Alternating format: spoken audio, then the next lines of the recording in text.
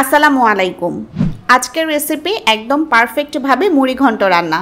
একটু ভিন্নভাবে অসংখ্য টিপস সহ রেসিপিটা দেখাবো, যাতে একদম নতুন যারা আছেন তারা সবচেয়ে মজার করে রান্নাটা করতে পারেন।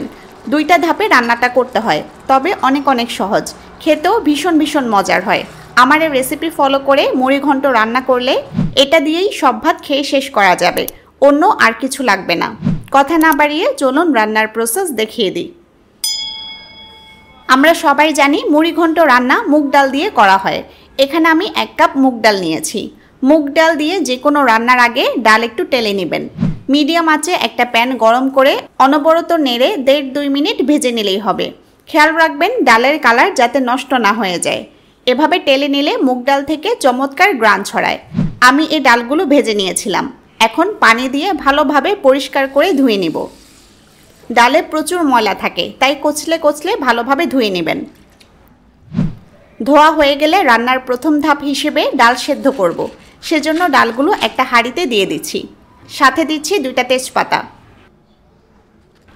2টা এলাচ দিলাম,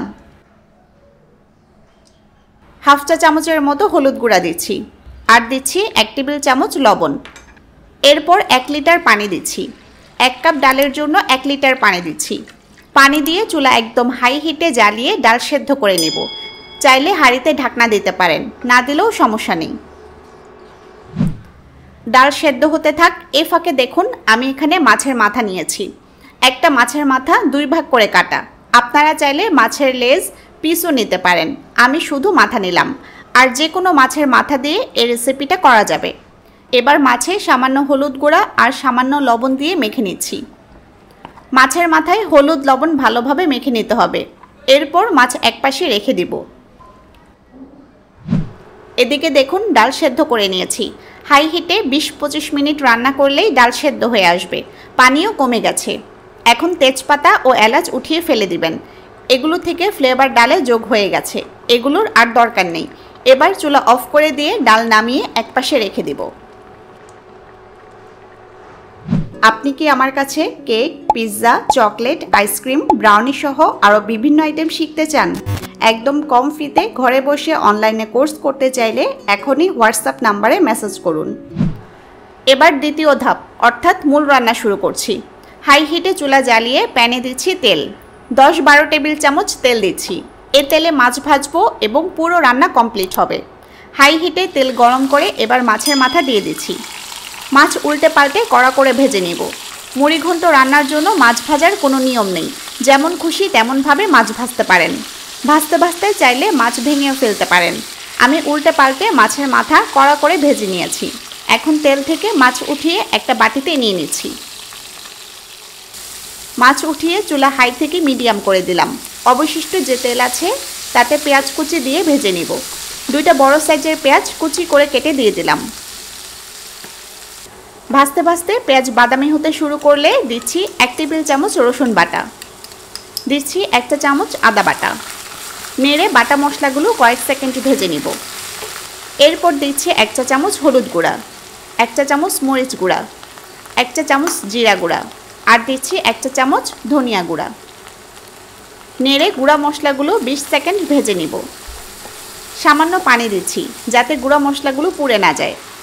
এই সময় কিছুটা লবণ দিতে হবে। আমরা ডালে লবণ দিয়েছিলাম, মাছ ভাজার আগেও লবণ দিয়েছিলাম, তাই এখন লবণ দিতে হবে হিসেব করে। আমি 1 চা চামচের মতো লবণ দিলাম। নেড়ে মশলা কষিয়ে নিব। মশলা কষাতে তেল যখন উপরে ভেসে উঠবে তখন ভেজে রাখা মাছ দিয়ে দিচ্ছি। মাছ দিয়ে তেল মশলার সাথে ভালোভাবে মিশিয়ে দিতে হবে। মিশিয়ে দেওয়া হয়ে গেলে এবার দিচ্ছি টমেটো। 2টা টমেটো স্লাইস করে কেটে দিয়ে দিলাম। এবার সব কিছু নেড়ে কিছুক্ষণ কষিয়ে নেব। টমেটো দিয়ে 1.5-2 মিনিট কষিয়ে নিলাম। এবার সেদ্ধ করা ডাল দিয়ে দিচ্ছি। সেদ্ধ করার পর ডালে যে পানি ছিল সেটা সহ দিবেন। সাথে কাঁচামরিচ ফালি করে দিলাম, ঝাল বুঝে মরিচ দিবেন। নেড়ে সব কিছু মিশিয়ে দিচ্ছি। এবার ঢেকে রান্না করব। চুলা মিডিয়াম আঁচে আছে।